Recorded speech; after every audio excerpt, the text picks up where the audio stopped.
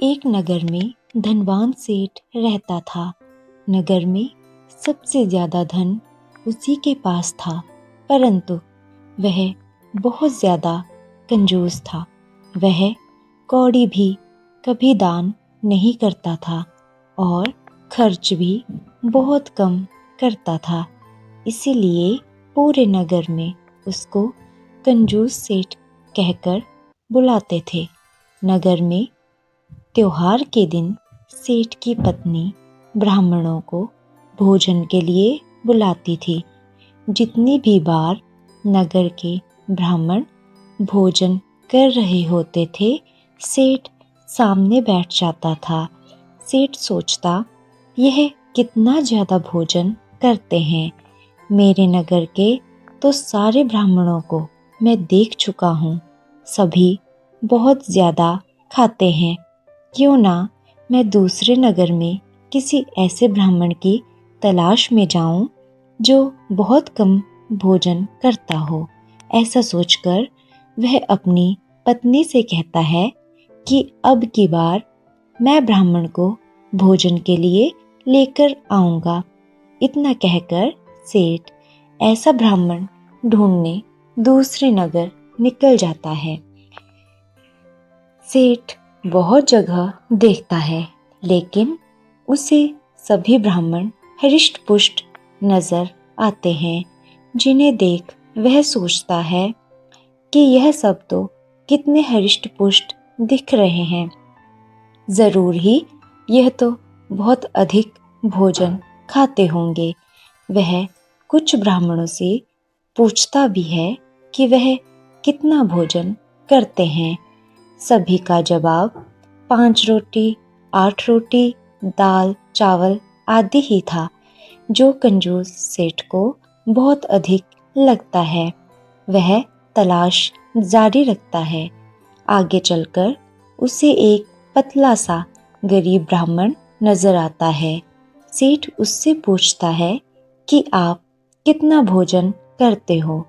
तब वह गरीब ब्राह्मण कहता, सेठ जी, मैं तो 2-3 रोटी और थोड़े से चावल दाल खा पाता हूँ, उससे अधिक नहीं। सेठ जी यह सुनकर खुश हो जाते हैं और मन ही मन सोचते हैं, चलो यह सभी ब्राह्मणों में से सबसे कम भोजन करने वाला है, इसे ही आमंत्रित करता हूँ। अब सेठ गरीब ब्राह्मण को कल अपने घर भोजन पर आमंत्रित करके वापस घर आ जाते हैं। अगली सुबह सेठ की पत्नी भोजन बनाने लगती है।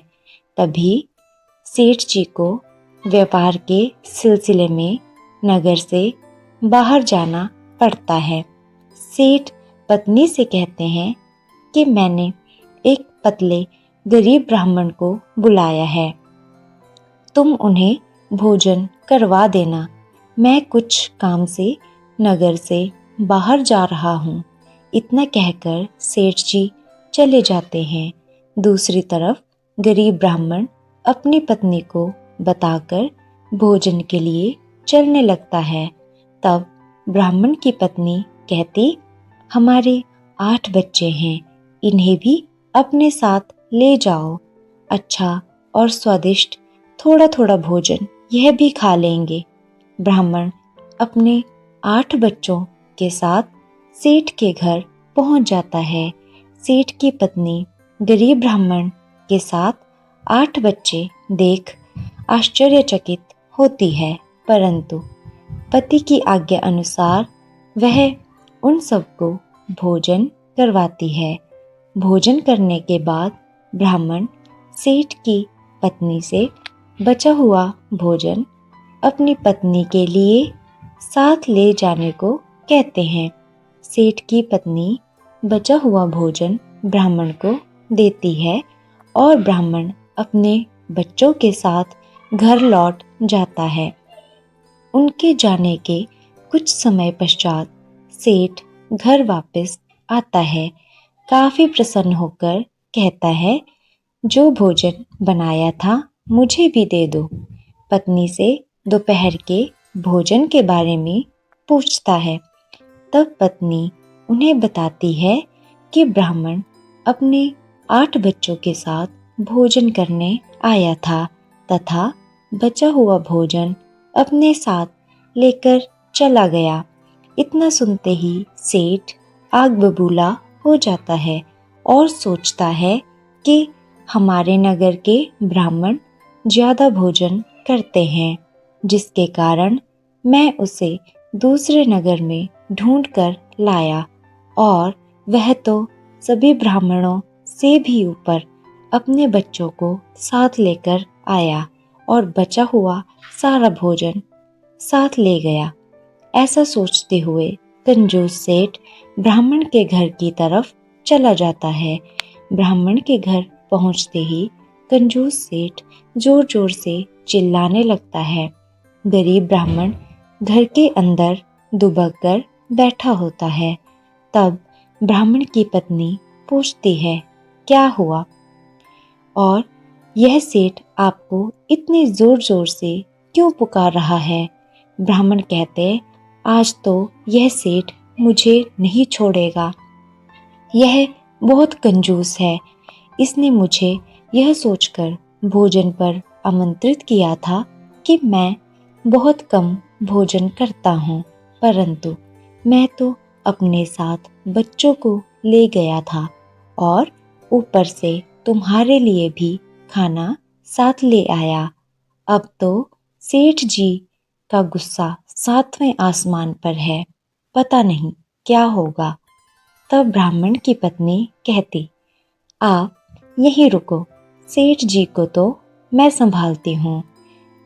इतना कहकर ब्राह्मण की पत्नी बाहर चली जाती है और सिर पर हाथ रखकर जोर जोर से रोने लगती है और कहने लगती है, अरे आग लगे उस सेठ को, उसका सारा व्यापार बंद हो जाए। उसने क्या अनर्थ कर दिया रे।